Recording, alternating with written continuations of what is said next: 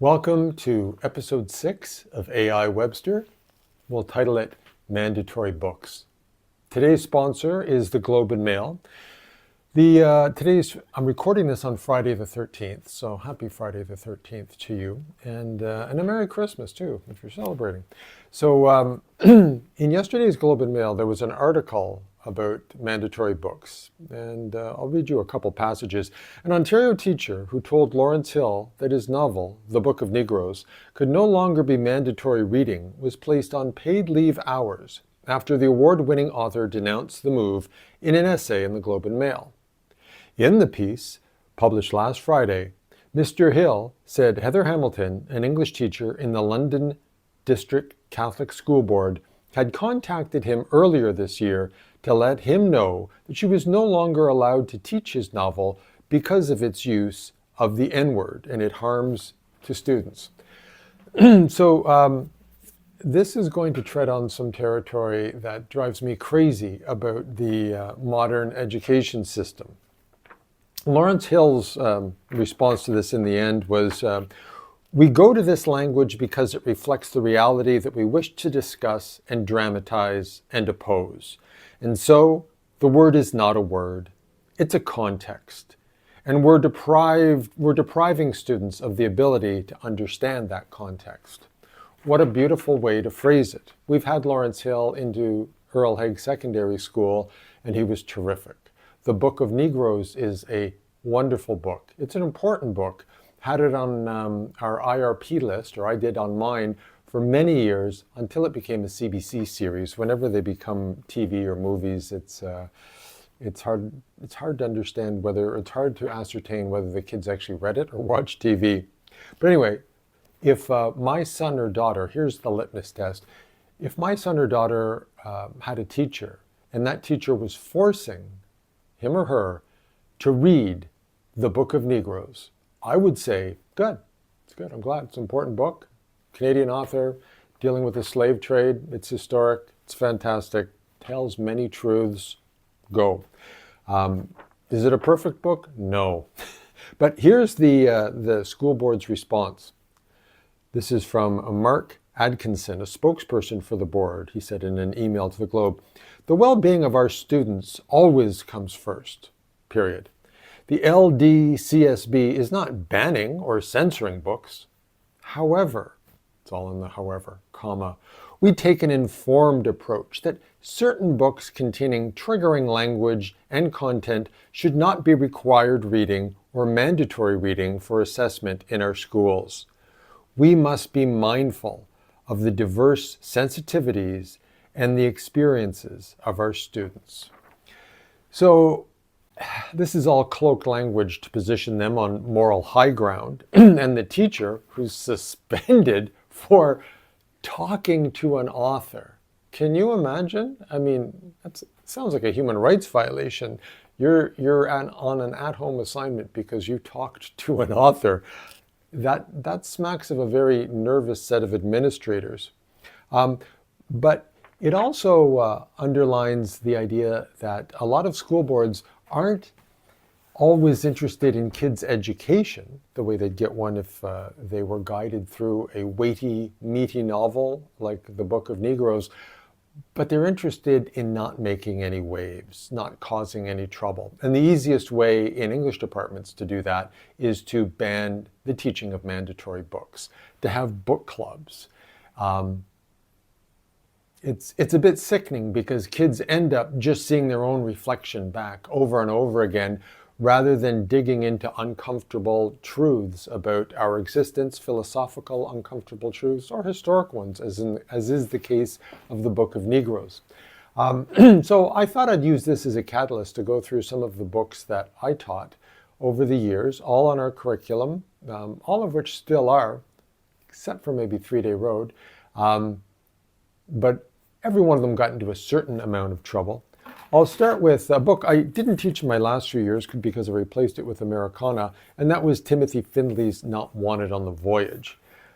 It is a weighty, powerful book about the horrors of the 20th century, and it uses a metaphor of Noah's Ark to illustrate the nightmarish events of the 20th century. Great book.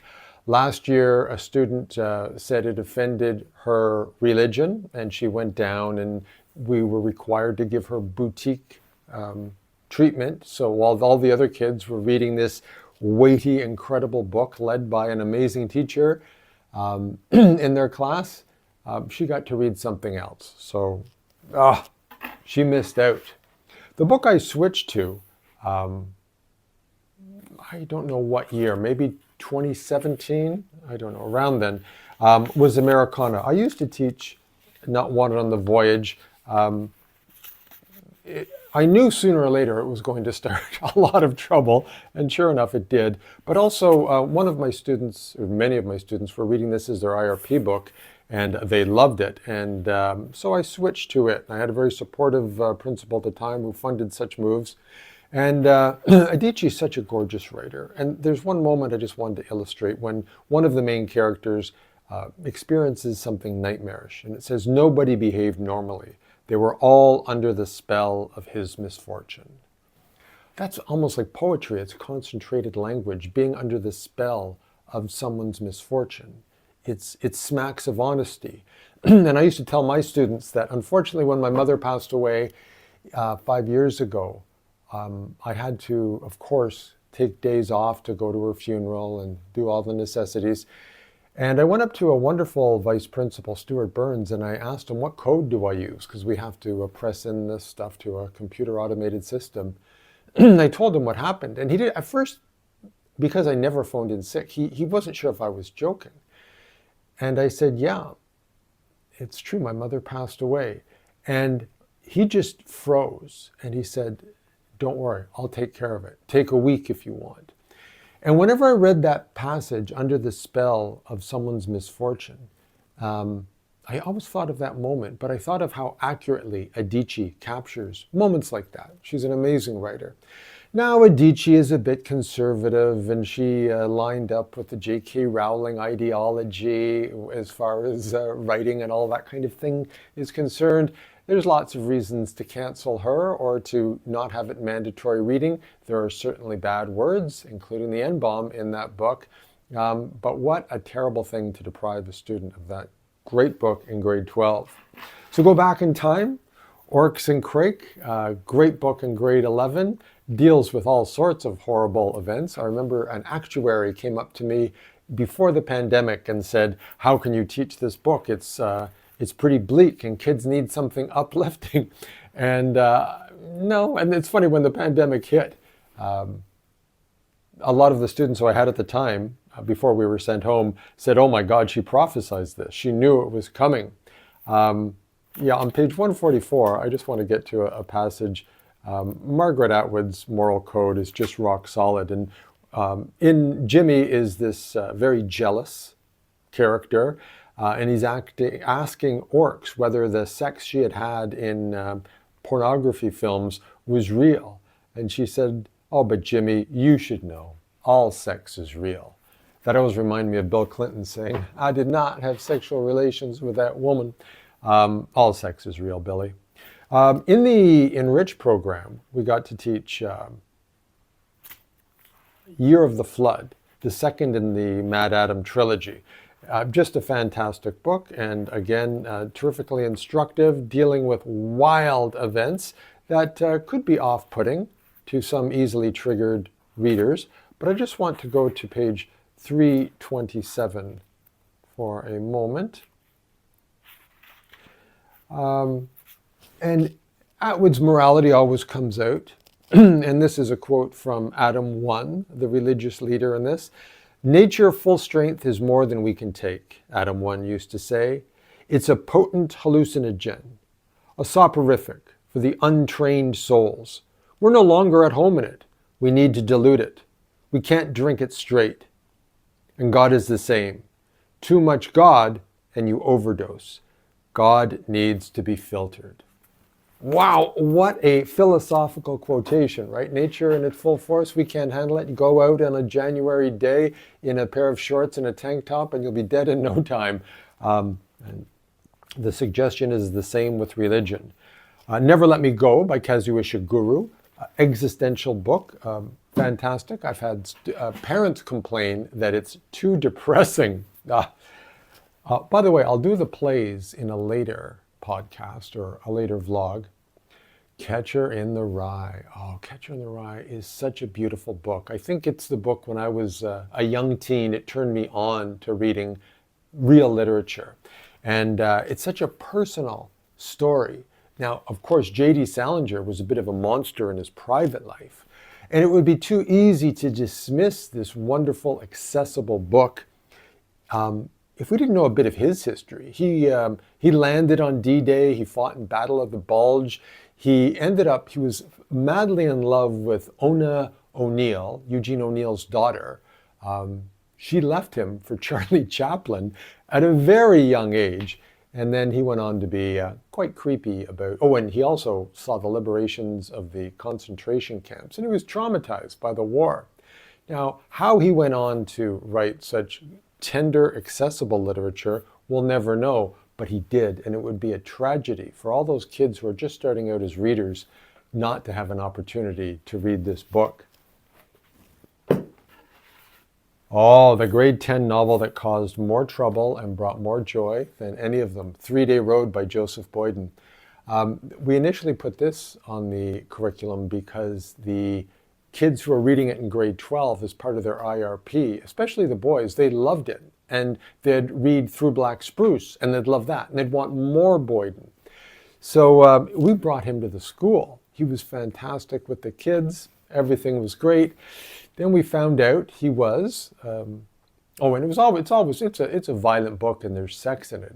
It's the story of two Indigenous volunteers during the First World War. It presents an important history of that. It presents a wildly important understanding of the opioid crisis. The main characters struggle with morphine addiction, something a lot of First World War stories focus on. And it's important because there's a parallel to our society right now where we're losing so many people because of that horrible addiction. So it's a great exploration of drugs. It explores residential school, the First World Wars. Unfortunately, what a lot of the press now call pretendians is a club that Joseph Boyden seems to belong to. So there's a good case against this. And now that the NBE course is going strong, I don't think they'll be teaching this anymore. The NBE is the Indigenous course that replaced grade 11 English. Now I'll finish off with the grade 9 books. The Chrysalids is the mandatory read. This one occasionally, the criticism it would receive is that it's been being taught for 60 years or so now, 70 years, but it is a great book. And it's addressing generational tension too, that the older generation is creeped out by the younger ones because they can communicate telepathically. And in 2024, how many older baby boomer or Gen X parents are a little creeped out by the fact that their kids are on cell phones communicating all the time. Anyway, it's a great book. It's also a nice benchmark. If a grade 9 student cannot read the Chrysalids, maybe it's time they went back and read it out loud and helped themselves out. The last one I just want to address is The Amazing Absorbing Boy. This one, I used to force my grade 9s to read it. I don't think it was appreciated that much by grade 9. It's written by a Trinidadian author, and Rabindranath Maharaj, I don't know if I'm doing his name any justice, but it's a love letter to Toronto, and I always appreciated that. It's about a young Trinidadian boy whose father is up to no good, and his mother passes away, so he's as good as orphaned. He lands in Toronto with his useless father in Regent Park, just as it's transforming from Ontario Public Housing into whatever you want to call it now, bougie Corktown. But he takes all these snapshots of Toronto, and he loves it. And so in this love letter Toronto, I just want to give, and it's comic. I think the humor largely went above the kid's head, but he's talking about a protest, a young boy. At the entrance of the square, Oh, and it's taking place in Nathan Phillips Square. At their entrance to the square, some Chinese people were snapping an ugly statue that resembled a plucked headless chicken. I strolled around for a while until I got to a small group holding up banners with Somalia and Sri Lanka and Palestine written on them.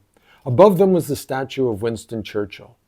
And the sculptor was maybe in a bad mood because Churchill was frowning as if he was going to tell the crowd, "Get the fuck out of here," maybe in a British accent. So I don't know how this book never got flagged because it's a bit raunchy. But to wrap it up, I'm a big proponent of kids being told that they have to read a book. When we read something that isn't completely a reflection of ourselves, we develop empathy for someone else. It's important that they get a variety of literature from a variety of backgrounds, but I think it has to be pretty extreme for the board to want to stop that process. Unfortunately, that is a common practice. Thank you.